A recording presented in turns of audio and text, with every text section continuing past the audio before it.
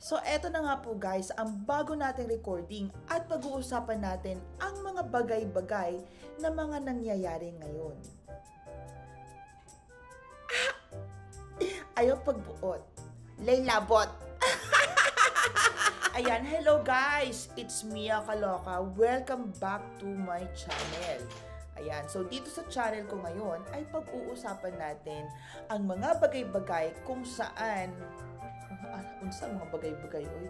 Pag-uusapan natin ang mga latest topic dito na mga nangyayari sa Pilipinas, dito sa mga nangyayari sa mundo. Ayan, pwede natin pag-usapan yung mga yan. Pero, just to clarify about it, kung pag-uusapan natin ng isang bagay, we have to make sure na ang opinion natin ay, number one, unbiased, which is unbiased, ibig sabihin, wala tayong kinikilingan, hindi tayo dito sa kaliwa lamang, or hindi tayo dito sa kanan, 'di ba? So, ang point of view natin, ang POV natin, is supposedly, dapat maging mature tayo sa pag-a-analyze ng sitwasyon, maging mature tayo sa pag-iisip at pag-iintindi ng damdamin ng bawat tao or ng bawat senaryo na pag-uusapan natin sa kaliwa man ito or sa kanan. Okay? Yun ang pinaka-importante natin kailangan natin nang gawin. Okay?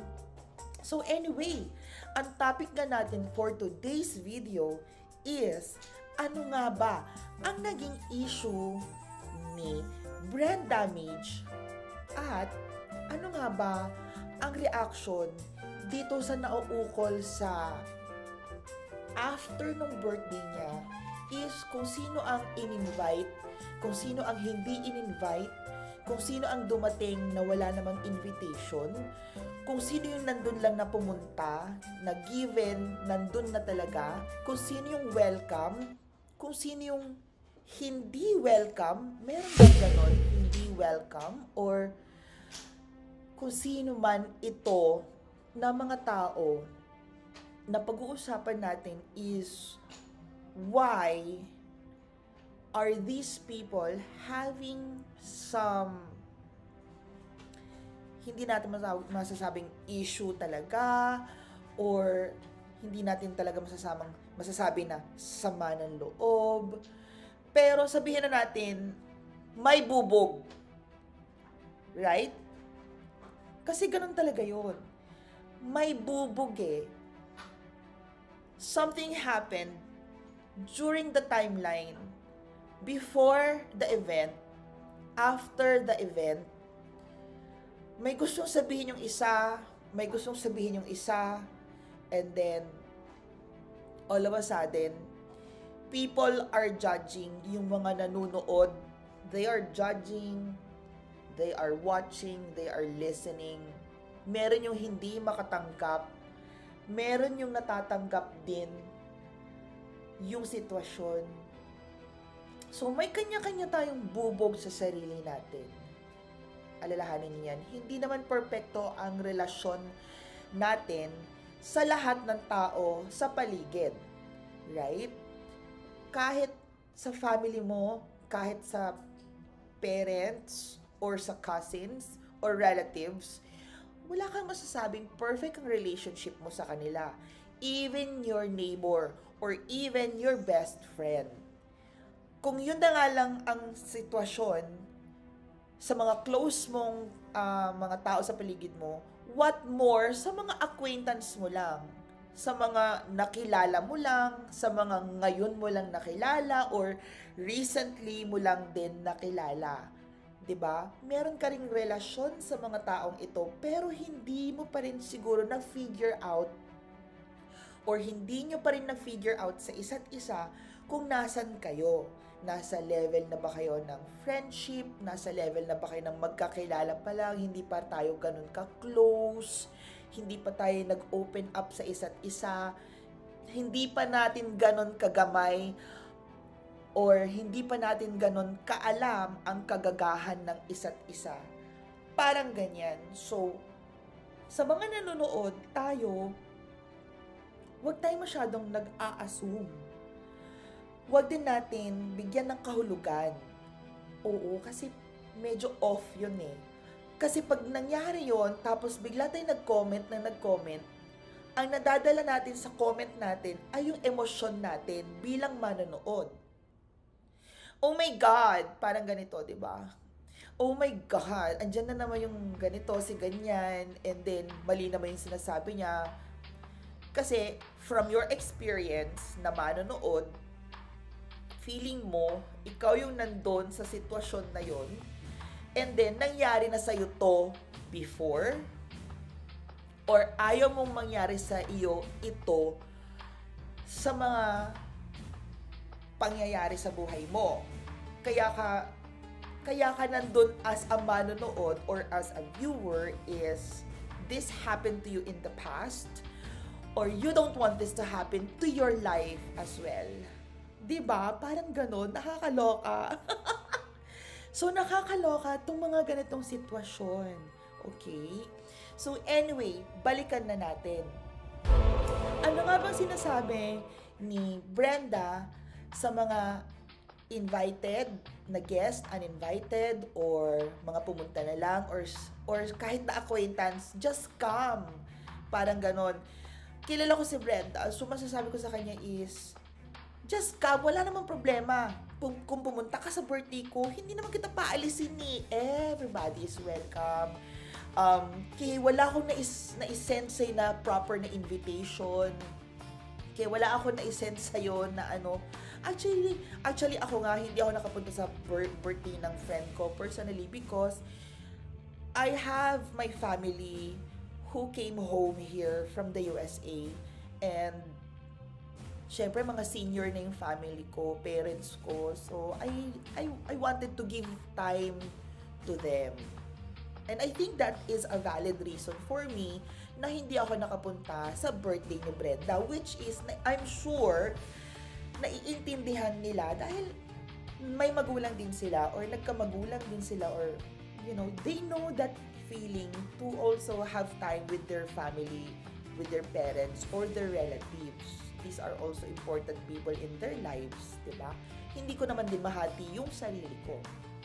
So the topic is not really about me, but the topic is, after pa lang ng birthday ni Brenda, is may mga ganitong parang misunderstanding. So misunderstanding to a point na nagiging issue na siya, or something like that.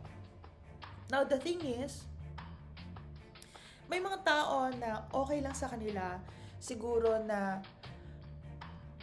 invited ako or hindi, pupunta ako, may ganon. Excuse me. Meron din mga tao na, oh, I'm not invited. So, since I am not invited or I did not hear any invitation from you, so, dito lang ako. Ganyan. But, it's not meant to do harm. You know? So, from my analysis is, nagkaroon ng malice because sa mga reaction ng mga manonood. And you know, sometimes, sa mga reaction ng mga manonood, hindi rin natin makontrol yung emosyon nila, yung feeling nila at that moment na nabalitaan nila or napanood na nila ganito, because these things happen talaga in real life. So bottom line, these things happen in real life. Hindi lang tayo ang taong naka-experience ng hindi ka invited, pumunta ka, kasi kaibigan mo, and Kiber, nung nagsama-sama kayo, ang saya. Hindi ka invited, hindi ka na pumunta, kasi feeling mo sa sarili mo, wala kang invitation. So, may mga ganang sitwasyon na hindi mo rin talaga ma-expect. So, bottom line here is do not expect that everything is going to be what you expected from this situation. So, sometimes for me, ang misunderstanding is mostly due to miscommunication. Now, hindi rin naman natin siguro ma-blame yung miscommunication for the fact na Yung birthday celebrant, sobrang busy. Sobrang busy. Nakikita nyo naman sa kanilang mga videos. They were so busy preparation, buying of foods, yung event, because they wanted this to be a big event. 'Di ba? Lahat ng mga vloggers na madaming followers sa Mindanao ay pupunta, invited or something like that. So, may mga personal invitations talaga no, itong mga ibang vloggers na to, kaya nakapunta. Pero sabihin na natin, let's just say, may mga nakalimutan, may mga na nakaligtaan, but it doesn't necessarily mean na even if you're not invited, alam mo yun, even if you're not invited, it's going to be very painful as an experience, or maybe nag-expect ka lang din. So, kaliwa tayo, sa kanan tayo, pakinggan natin ang mga sinasabi at saloobin ng mga taong ito sa birthday celebrant, 'di ba? Ito nangyari, I'm sorry, hindi kita ni-invite. Okay, given. Dito sa mga guest na nag-expect na, ba't hindi ako na-invite? Or kung pumunta ba ako, invited ako or welcome ba ako, 'di ba? So, number one, kilalanin natin yung tao. Pag nakilala natin yung tao, kung na-welcoming naman siya, actually nga, kung sino-sino ang pumupunta sa lugar niya. So, given na nakikita mo nga siya, kahit na estranghero, kahit mga kawatan, I'm so sorry, kahit mga kawatan, nagpupunta sa lugar niya, so, wala tayong control doon. Sabihin natin, welcome pa rin, kahit kawatan. So, what more na ikaw na sabihin na natin, nakilala na or acquaintance na or nakapunta ka na rin dati doon or guest ka na before. So, meron na siguro doong welcoming factor.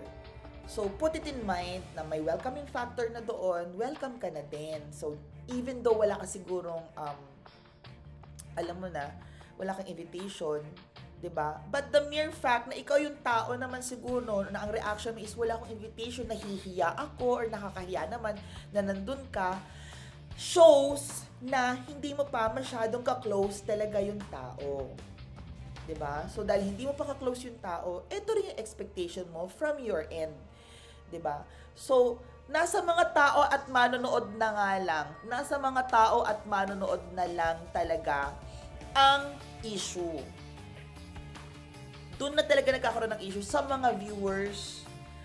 And I am very sure sa mga viewers na yan, they have experienced this scenario in their life as well, or kung hindi pala na-experience, is they don't also want to experience this. Like coming to an event uninvited, going to an event with an invitation, yung ganon. So, alam nyo, ang masasabi ko lang dito to end this vlog is you can't please everybody. So, naloka ba kayo mga guys, mga bebs? I'll see you all again on our next vlog. It's Mia Kaloka. Bye! Ayan guys, so don't forget to please like and share and subscribe to my channel, Mia Kaloka. Comment down below kung anong gusto nyo i-comment dyan, kung anong mga naramdaman ninyo sa personal life ninyo, na invited ba kayo or uninvited. So, diba, invited or uninvited, or welcome kayo or unwelcome. So, something like that. Comment down below. I'll see you later. Bye!